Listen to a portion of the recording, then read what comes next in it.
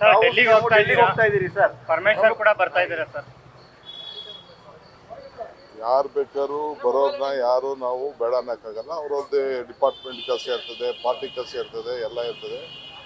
ನಾವು ಡಿಪಾರ್ಟ್ಮೆಂಟ್ ಕೆಲಸ ಇದೆ, ಪಾರ್ಟಿ ಕೆಲಸ ಇದೆ, ಎಲ್ಲ ಸೇರಿ ಒಟ್ಟಿಗೆ ಹೋಗ್ತಾ ಇದ್ದೀವಿ. ಪ್ರಮುಖವಾದ ವಿಚಾರ ಏನ್ ಸರ್ ಈಗ ಹೈಕಮಾಂಡ್ ಭೇಟಿ? ಒಂದು ಪ್ರಾಸಿಕ್ಯೂಷನ್ ವಿಚಾರ ಹೌದು, ಆದ್ರೂ ಕೂಡ ನೋಡಿ ನಾವು ಇದೆಲ್ಲ ಆದಮೇಲೆ ನಮ್ಮ ಪಕ್ಷಕ್ಕೆ ಹೈಕಮಾಂಡ್ಗೆ ತಿಳಿಸ್ಬೇಕು ಯಾವ ರೀತಿ ನಮ್ಮ ಗವರ್ನರ್ ಆಫೀಸು ದುರುಪಯೋಗ ಮಾಡ್ತಾರೆ. ಇವತ್ತು ನೀವು ಮಾಧ್ಯಮದಲ್ಲಿ ನೀವು ನೋಡಿದ್ದೀರಿ, ಒಂದು 15 ಬಿಲ್ನ ವಾಪಸ್ ಕಳಿಸ್ಕೊಟ್ಟಿದ್ದಾರೆ. ಹಂಗಂತ ನಾವು ಮಾಡಿದ್ವಿ, ಏನಾದ್ರು ಇತ್ತು ಕ್ಲಾರಿಫಿಕೇಶನ್ ಬೇಕಾದ್ರೆ ಕೇಳಲಿ ಮಾಡಲಿ, ನಾನು ತಪ್ಪು ಅಂತ ನಾನು ಹೇಳೋದಿಲ್ಲ.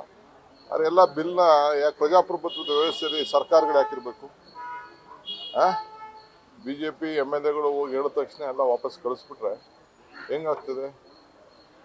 ಸೊ ಇವೆಲ್ಲ ಇದೆ, ಇವೆಲ್ಲ ಕೂತ್ಕೊಂಡು ಚರ್ಚೆ ಮಾಡಿ. ರಾಜ್ಯಪಾಲರ ಜೊತೆಗಿನ ಸಂಘರ್ಷ ಮುಂದುವರಿಯುತ್ತೆ ಸರ್ ಇದು? ಏನಿಲ್ಲ, ರಾಜ್ಯಪಾಲರಿಗೆ ಒಳ್ಳೆ ಬುದ್ಧಿ ಕೊಡ್ಲಿ ದೇವರು ಅಂತೇಳಿ ಪ್ರಾರ್ಥನೆ ಮಾಡ್ತಾರೆ. ಯಾವ ಪ್ರಯತ್ನ ಮಾಡಿದ್ರು ಏನು ಆಗುದಿಲ್ಲ.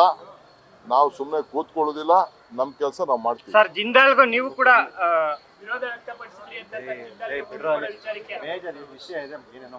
ಜಿಂದಾಲ್ ನೋಡ್ರಿ, ಜಿಂದಾಲು ನಮಗೆ ಇಂಡಸ್ಟ್ರೀಸ್ ಬರಬೇಕು, ಕೈಗಾರಿಕೆಗೆ ಉತ್ತೇಜನ ಕೊಡಬೇಕು. ಕರ್ನಾಟಕ ರಾಜ್ಯದಲ್ಲಿ ಏನು ಪಾಲಿಸಿ ಇದೆ ಆ ಪಾಲಿಸಿ ಪ್ರಕಾರ ನಾವು ಮಾಡಿದ್ದೀವಿ.